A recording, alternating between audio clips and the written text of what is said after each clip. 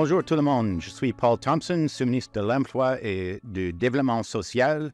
Je vous remercie d'avoir écouté la dernière balado de ma série Perspectives avec le sous-ministre, dans laquelle je discute avec des invités provenant de l'EDSC et de l'extérieur de l'avenir du ministère et de leur rôle de fonctionnaire et de leur parcours en tant que dirigeant et leader dans la fonction publique.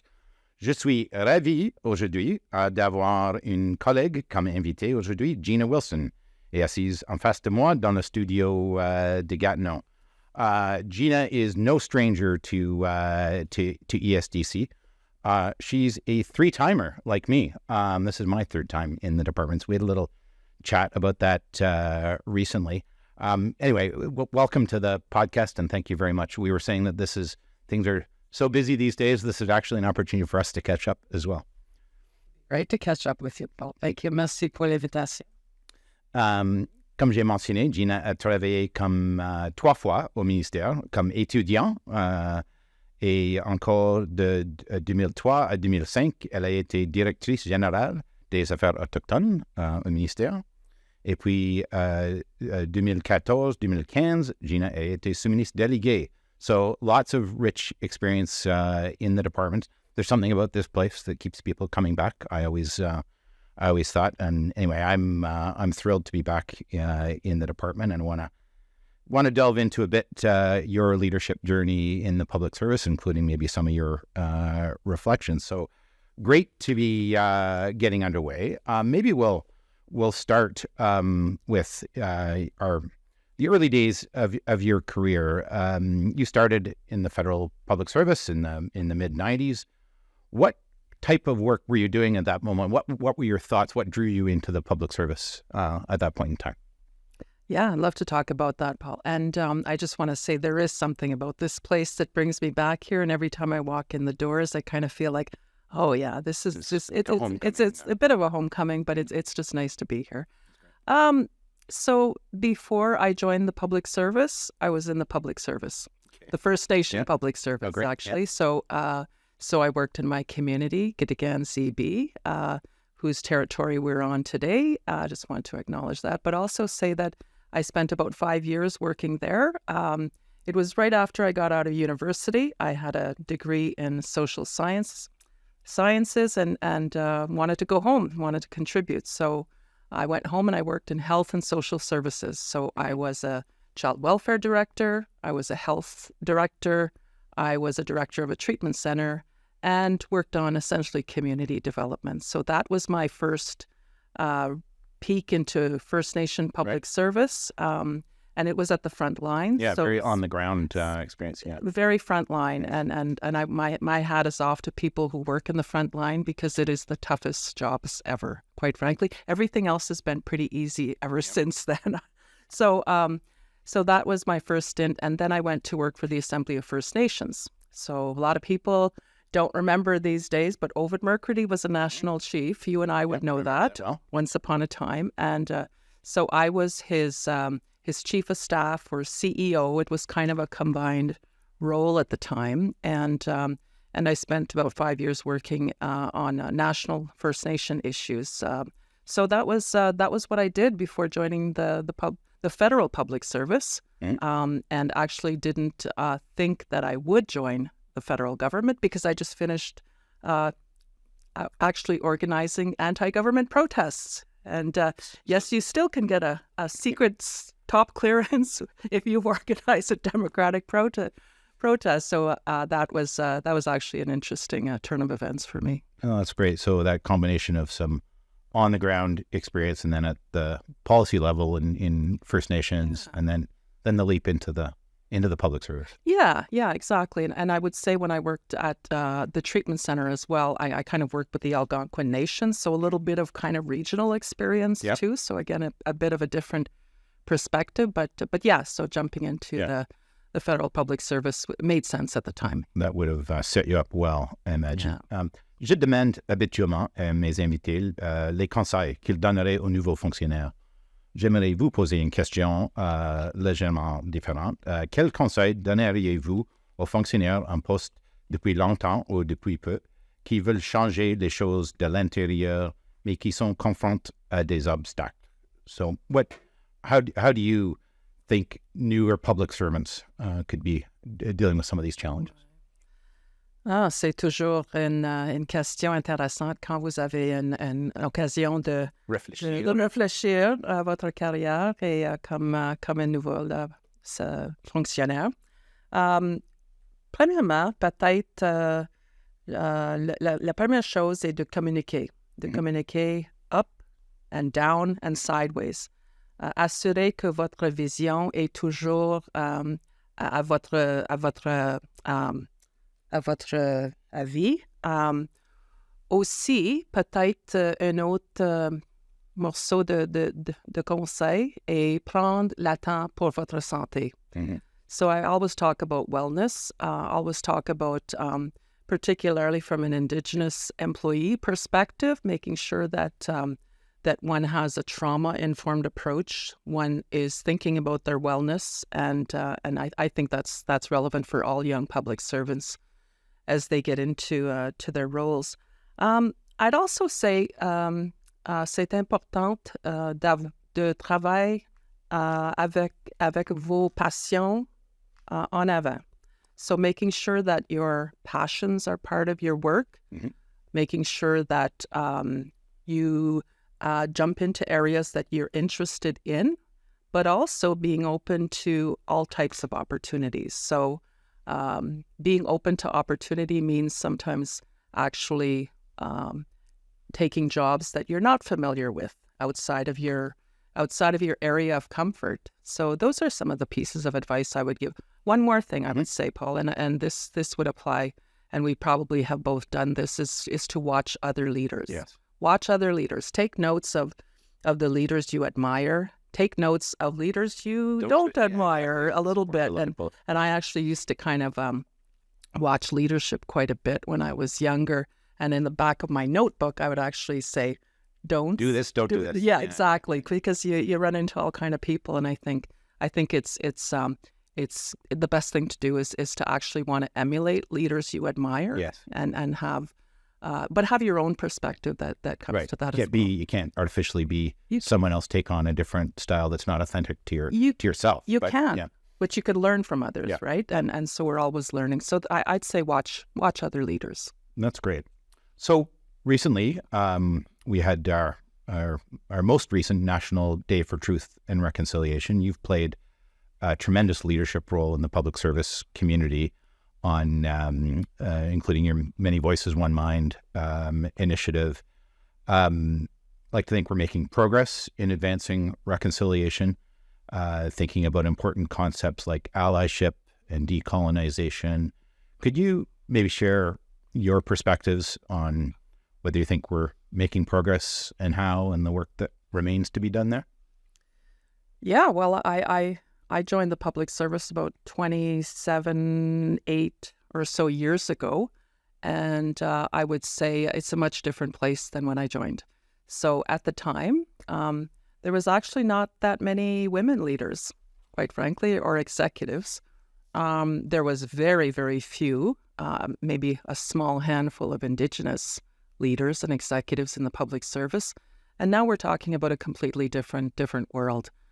We have 5 Indigenous deputy ministers now, which is nice not to be alone, quite frankly. And so I've also seen things move over the years, and I think that's been partly due maybe to Many Voices, One Mind, but I think also an interest in reconciliation, an interest in being an ally as well. That's come about, as you say, decolonizing the workplace and so on. So those are some of the things that I've seen through the years happen, and I think it's all for the better, not just on an Indigenous perspective, but I would say other minority groups, other groups of gender-specific groups, and so on. So I think there's a lot more openness these days to not all being the same or looking the same, and I think we're only benefiting from that within the public service. Yeah, I often think about it. It's the right thing to do, but it's also a business imperative for an organization like ESDC. We're developing policies that impact Canadians from coast to coast to coast, including Indigenous peoples. We have service delivery responsibilities. It's hard to claim to be a good policy or service delivery organization if you don't have a deep understanding of something as important as reconciliation and to be representative of those interests and those peoples in your workforce too. Sure. And diversity to me goes beyond race or gender. It's actually it's as important to be geographically diverse, right? Even for a department like this, coming from a small town, you can bring a certain perspective to your work, like coming from an urban center or coming from another country. So all of these perspectives are really important. That's great. We've been talking a lot about DM tables and more broadly about values and ethics. I think there's a connection to the point that we just talked about, reconciliation and inclusion. I've been in some conversations with you where you've made some great interventions about the importance of telling stories. To values and ethics are not, you don't just look them up in a textbook and regurgitate them. You have to kind of live them and breathe them.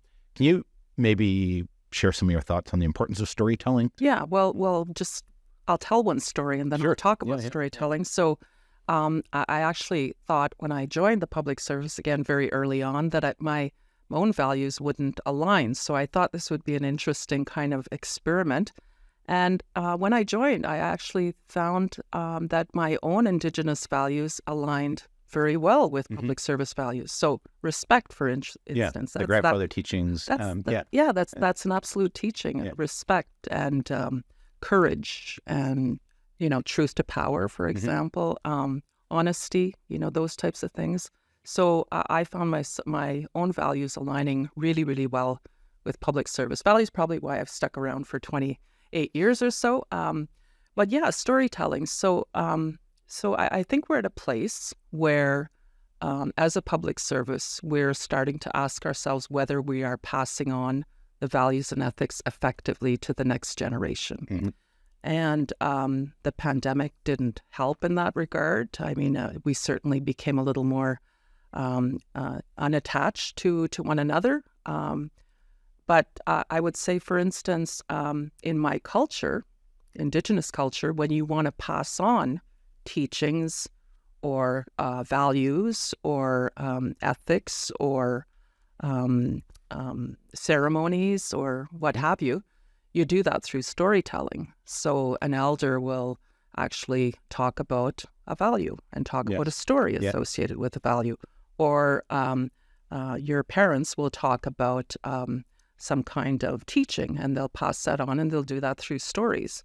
And so essentially all those stories start to become a part of your fabric and who you are as a person. And you take those teachings and you pass them on. That's essentially how our people have survived, quite frankly, through the years. How our culture has survived has been through stories and passing on teachings. No, that's very wise advice. I must say, been delving into this a bit myself. I've taken on the role of Indigenous champion at ESDC, and one thing I do, awesome. I mentor a group of Indigenous executives. We meet regularly, and we've been talking about that very connection between the grandfather teachings and public service values, and we explore them through storytellers. And I swear, I think I learn way more than they do from this experience. There's a great exchange, but I find it really enriching and trying to create a culture where people can feel comfortable expressing those values and having it contribute to our broader role as public servants, right? So.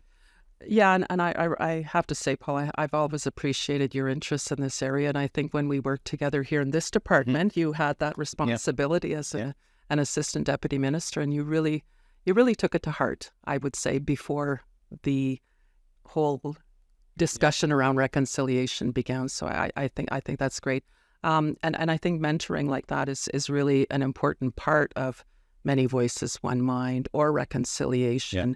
Being able to take even one Indigenous student or one Indigenous employee, mentor them, help them move forward. That is actually it's a powerful instrument. You and I talked earlier about just how much we've learned from observing others. Right. So this is power we have to influence others in their career and to give generously right through the mentoring and supporting of people advancing their careers. It's actually the best part about being a leader, I think, in the public service is mentoring others. I mean, being able to see careers move in different ways is actually pretty rewarding, right? Yeah. So as we think about building a more representative public service, do you have thoughts on how we attract more Indigenous peoples into the public service? Are we doing some of the right things more we could be doing? And I'm thinking this department, we're everywhere in the country, so there are Indigenous communities not far from many of the points of service we have. So there's real potential, I think, for us. Is there more that we should be thinking about or pathways to attracting people? Well, I think in today, where we're at today, we've been able to hire virtually, for instance. So I've always been a big advocate for hiring virtually, only because out in the prairies, for instance, is where we find the majority of Indigenous peoples and the potential for Indigenous hires. But I would say all across this country, we have that potential as well. And making sure that people are have the opportunity when they're hired to do so, but also to make sure that they feel connected not only to their community, but to their department. And that would mean the on-site presence as well, and the hybrid nature of our work. So I think that's a great opportunity how for do us. you make the most of that capability we have to work Exactly. to attract and retain? It's one tool we have now, but I would say just the willingness of certain managers to actually hire it. You often hear, and I've heard that throughout my career. I cannot find any Indigenous person.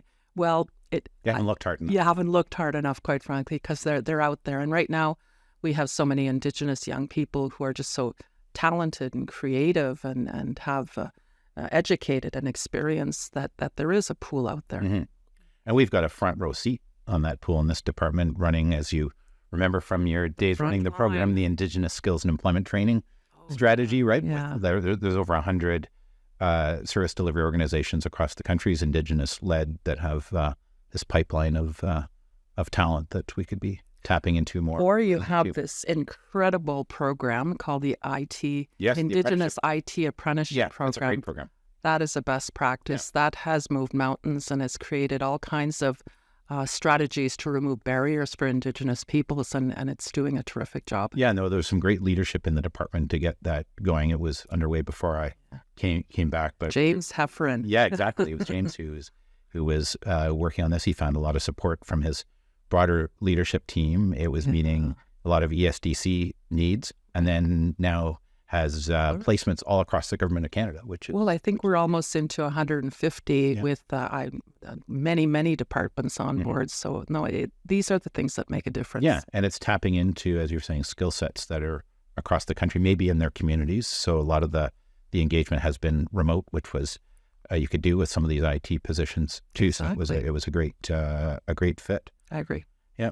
So maybe thinking of the future, what do you see as our challenges ahead in terms of advancing just our broad policy agenda in terms of inclusion and the state of the world is a little worrisome these days. What do you see as the public service's role in meeting some of the challenges ahead? There seems to be a pretty significant drop in trust in government institutions.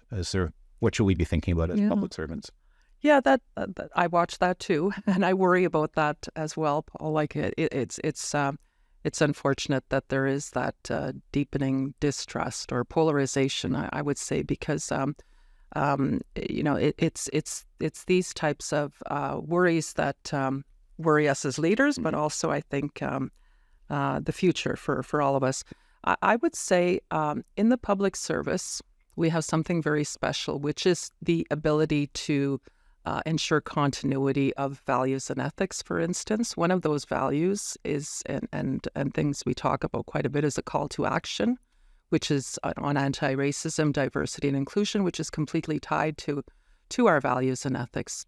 I was at a social policy conference recently where there was a deep dive into the notion of hope and despair. And it strikes me as a lot of the distrust and alienation comes from Canadians maybe losing hope.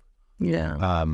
And that hope kind of plays out differently in different communities, whether it's Indigenous communities or mainstream communities. Do you see hope as being a big part of the equation here? Oh, absolutely. Like, I mean, if I didn't remain hopeful and optimistic all of these years, I'm not sure where I would be, but I continue to hope. And I think a lot of people are pretty determined, particularly public servants, around what they see as what's right. And so they'll always have the ability. We'll always have the ability to influence that. I know what I was going to say now. So there's one thing about the public service that can keep nuggets of different things alive. And I refer to, for instance, a gender-based analysis, GBA plus or GBA. This has been around for 30-some years in the public service, and it's waned in its interest and so on. I think the same exists for diversity and inclusion. That has always been around. That's always been part of our fabric. And like you said, it makes good business sense in terms of shaping public policy. Yeah. Any of the policies that we develop, it's not a good policy model if you're not taking these things into consideration. These aren't just artificial layers that we put on. It's actually the ingredients of good policymaking. And if you don't have that gender-based analysis or diversity lens, there's a good chance that your policies aren't gonna succeed. There you go. Yep. Yeah. Awesome. Anyway, this has been a great conversation. Probably leave it there. And just thank you very much for sharing your thoughts. Merci beaucoup. Miigwech. Fabulous being here. Thank you so much.